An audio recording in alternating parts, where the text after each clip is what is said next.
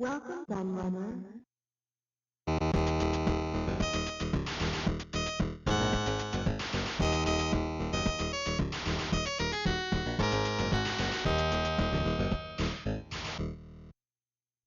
Hello everybody, Q&A Killer here, and I'm back with another book review for you. And this one is actually kind of a follow-up to a previous book review that I've done, which I will now explain. So this is the book we are looking at today, Game Development, The Rock and Roll Years, A Life in Pixels by Sean McClure. Now you might notice that behind me is a book with exactly the same name pretty much. It says Video Game Development, The Rock and Roll Years, A Life in Pixels by Sean McClure. They have so much to say Sean McClure on the cover. So he's shortened the title slightly to just Game Development. And you'll see that it has a revised cover, which is a little bit different. So he's taken many of the same elements actually on that original cover and just tweaked them a little bit, focused them in. The new cover is a bit more striking, I think, stands out a little bit more than the old one. He will probably say it doesn't feature my ugly mug. That's why, because that's Sean. He's a good guy. He's a funny guy as well. Bit of a miserable git sometimes, but I love that about him. We always like having a good whinge and a moan about various things. But yeah, he's been a really good friend to me, cracking guy, and really talented artist who has worked on some pretty amazing games over the years, and that's what this book is all about. So what I've done is I'm actually linking the previous video for the original version of this book in the top right hand corner, because I don't want to cover lots of the same things. There's no point. I'm going to make this a fairly quick review for that reason, because I don't see any point in covering all the same stuff again. So the benefit of the doubt there. So there is also two other books which you can see here in the background, which are also by Sean, as you can see. And I'll just quickly explain. I did them mainly just for show, and I could give him a quick, cheap plug for him as well. So, Guide to ZX Spectrum Games 1982 to 1984, 1985 to 1986.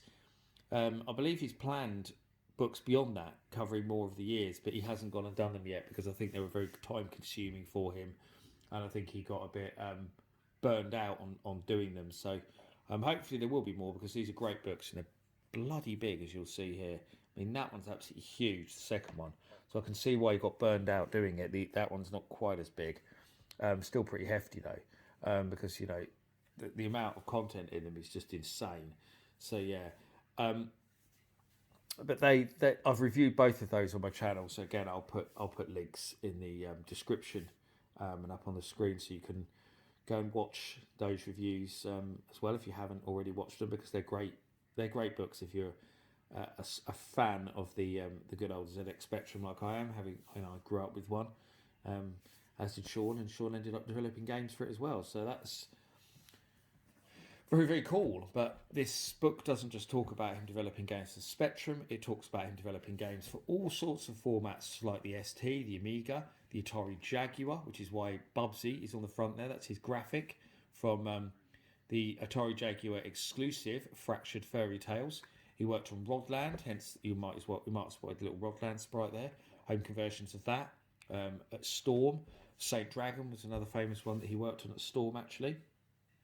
So he worked for loads of companies. He worked at Ocean, at Atari, Gremlin, Imagitech, which I mentioned.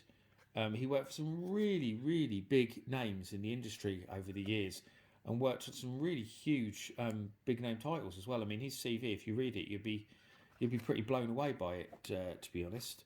And I got to know him through interviewing him for Retro Gamer magazine, because I did an article on Imagitech design, and I've done several follow-up interviews with Sean about other stuff as well.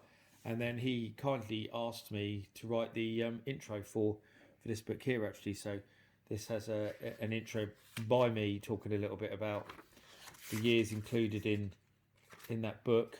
This is the one with the intro by me, I'm sure it is, and my own memories and stuff like that. So yeah, you'll see there as an intro by me in the book, which I was really proud to be asked to do that. So actually, I think I've got a mention in this, which I noticed as well. So let's quickly flick forward a little bit. So there's his own intro, talking about himself and what he worked on over the things, and mentioning that he's definitely not the guy from The Simpsons. That's Troy McClure, the always ongoing joke with Sean.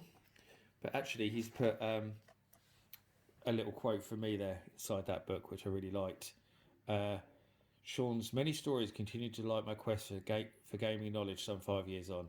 Over the years, I have encountered very few people who have worked on so many famous games, worked with so many legendary developers, and had so many great tales to tell. Stories that most certainly deserve to be told to more people. So when Sean asked me to write this introduction for his book, he's talking about the intro about in that book, which is why I mentioned it.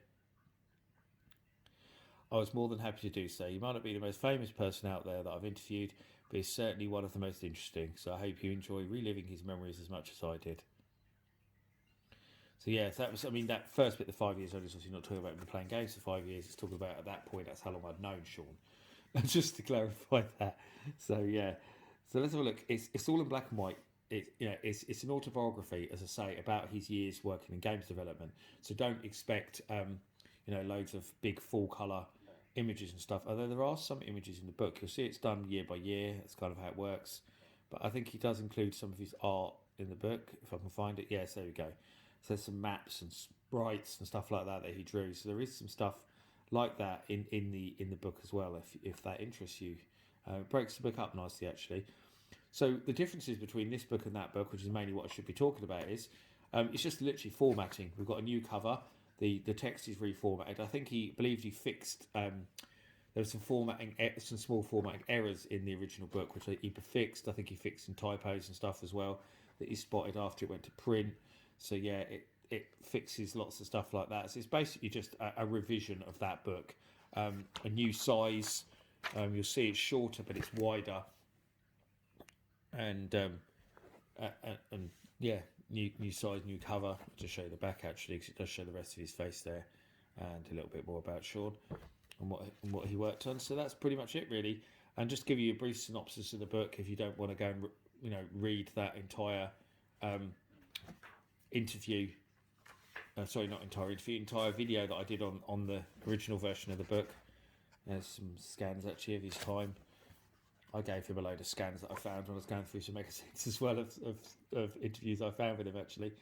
But yeah, it talks about his whole career through video games industry, but also goes into loads of really, really, really personal stuff. He talks about struggles with alcohol, with depression.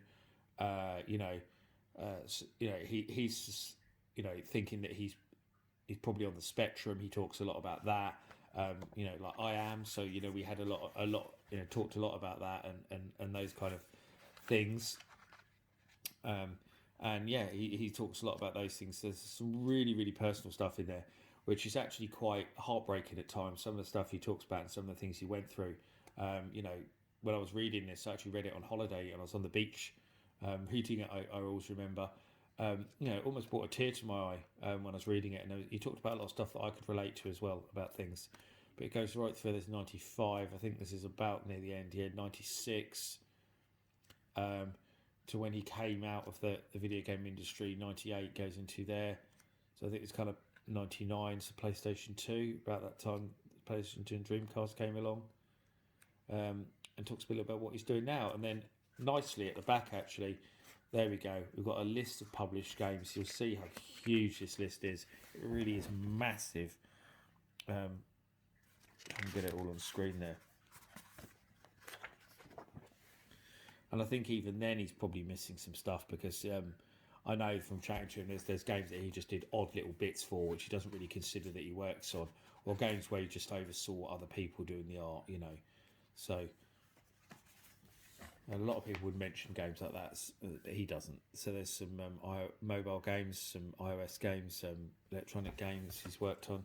So, and he's also recently come back into the industry a little bit, which is really nice to see. And he's worked on some homebrew games. So it talks about, actually, he's mentioned there. So he's done some loading screens and some graphics for some homebrew games, which is really cool to see him, picking up the pixel paintbrush again and doing some graphics, because he's such a talented artist and he really knew how to get round the the limitations of the the Spectrum. Really knew how to do that. There's some adverts there at the back for some other stuff that's not by him, but by cool people like the School Days remake and Venus Planet, stuff like that. So some other really cool stuff mentioned at the back of the book as well. So yeah, that's it really. There's not much more to say. I've read quite a lot of autobiographies of people in the games industry over the years, and without doubt, this is my favourite one that I've read. It has amazing stories. I love the fact that he goes on this journey where he's talking about the effects that the video game industry had on his personal life and vice versa. It really is an amazing book. I couldn't put it down, and I think if you're interested in games development at what part of the world you're from, because Sean actually did work in America as well as the UK, so it's not a UK centric thing, because he worked on some really big games for American publishers as well. Like he worked at Origin and Atari and stuff like that. So he worked on some really international stuff as well. So no matter where you are in the world, no matter what part of the the ocean, not what side of the ocean you're on, there's going to be some stuff in here for you, and I think you'll find it absolutely fascinating, really interesting. I know I did, and thank you, Sean, for sending me this, because he did send me this for free. I should mention that, and it's a great book, and I think everyone will love it. I hope you enjoyed my review. Thank you for watching, and I'll see you again for another video very soon. Bye bye.